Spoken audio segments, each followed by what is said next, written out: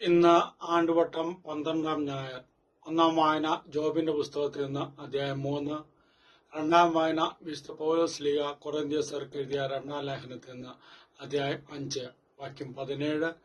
ക്രിസ്തുവിൽ ആയിരിക്കുന്നവൻ പുതിയ സൃഷ്ടിയാണ്, പഴയത് കടന്നുപോയി, ഇതാ പുതിയത് വന്നു കഴിഞ്ഞു. സുവിശേഷം വിശുദ്ധ മർക്കോസിന്റേത് അധ്യായം 4 കടലിനെ ശാന്തമാക്കുന്നു. ഇളകി മറിയുന്ന കടലും ഉലയുന്ന വഞ്ചിയും എല്ലാ കാലത്തും വിശ്വാസ ജീവിതത്തിന്റെ വലിയ ഒരു പ്രതീകമാണ്. കാറ്റും കോളും നിറഞ്ഞ ലോകമാകുന്ന കടലിൽ ജീവിതമാകുന്ന വഞ്ചിയിറക്കുന്ന വിശ്വാസിയുടെ ധൈര്യം തന്റെ അരികിലുള്ളവൻ, ഉള്ളിലുള്ളവൻ ഈ കാറ്റിനെയും കോളിനെയും ശാന്തമാക്കാൻ കഴിവുള്ളവനാണ്. ഈ പ്രപഞ്ച ശക്തികളുടെ മേലെല്ലാം അധികാരമുള്ളവനാണ് എന്ന ഉറച്ച വിശ്വാസമാണ്.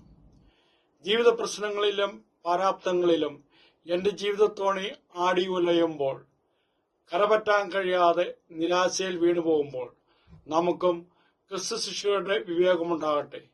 സമീപത്തുള്ളവനെ, യുഗാദ്യം വരെ കൂടെയുള്ളവനെ വിളിക്കാൻ അവിടുന്ന് ഹൃദയം നുറുങ്ങിയവർക്ക് സമീപസ്ഥനും മനമൊരുകിയവർക്ക് രക്ഷകനുമാണ്.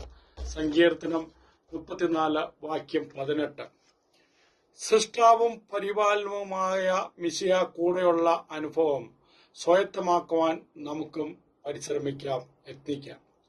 ആയിരിക്കുന്ന അവസ്ഥയിൽ നിന്ന് മറുകരയിലേക്കുള്ള യാത്രകൾ പ്രതിസന്ധികൾ നിറഞ്ഞതാകാം.